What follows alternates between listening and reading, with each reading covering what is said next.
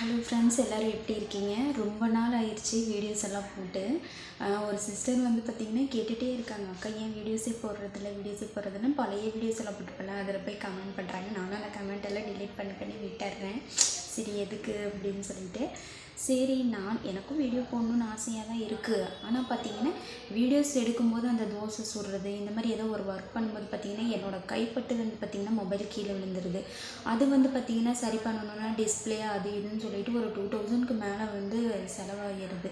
எனக்கு வந்து பார்த்திங்கன்னா ஒரு 1200 சப்ஸ்கிரைபர் தான் இருக்காங்க. இருந்தாலும் நம்மளையும் ஒரு ஆள் வந்து எங்கடா வீடியோஸ் வர மாட்டேங்குதுன்னு கேட்குறாங்கன்னு நினைக்கும்போது பெருமையாக தான் இருக்குது. இருந்தாலும் பார்த்திங்கன்னா ஒவ்வொரு தடவையும் வந்து விழுந்து சரி பண்ணிகிட்டே இருக்கனால வந்து பார்த்திங்கன்னா எனக்கு என்னடாங்கிற மாதிரி ஆயிடுது.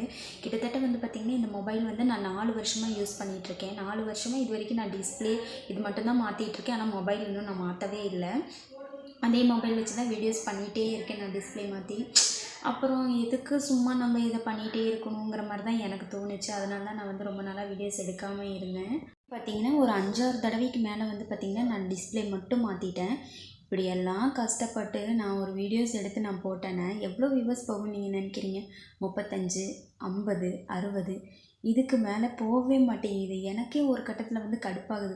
ஏன் நம்ம இவ்வளோ கஷ்டப்பட்டு வீடியோஸ் போடணும்? வியூவர்ஸே போக மாட்டேங்குது. போனால் தானே நமக்கு ஒரு ஆர்வம் வரும் வீடியோஸ் போடுறதுக்கு. அதனால தான் வந்து பார்த்திங்கன்னா நான் வீடியோஸ் எடுக்கிறதே விட்டுட்டேன். அது இல்லாமல் இவ்வளோ கஷ்டத்தில் நம்ம வீடியோ எடுத்து போஸ்ட் பண்ணால் இந்த சொந்தக்காரங்களாம் இருக்காங்க பார்த்திங்களா, மற்றவங்க கூட நம்பலாம். ஆனால் இந்த சொந்தக்காரங்களை நம்பவே கூடாது. பின்னாடி வந்து நம்மளை கிண்டல் அடிக்கிறது, பேசுகிறது இது மாதிரி அதையெல்லாம் நான் கண்டுக்கவே மாட்டேன். யார் பேசினாலும் பின்னாடி தான் பேசுவாங்க. நமக்கு முன்னாடி யாரும் பேச மாட்டாங்க. பேசும்போது நம்ம அதுக்கான ஆன்சர் கொடுத்துக்கலாம்னு சொல்லி நானும் விட்டுருவேன். ஆனால் என்ன வியூஸ் போகவே மாட்டேங்குது, அதுதான் பிரச்சனை. அதனால மட்டும்தான் எனக்கு வீடியோஸ் போடுறதுக்கு ஆர்வமே வர மாட்டேங்குது.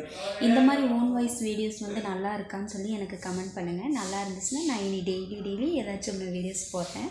ஓகே, பாய்.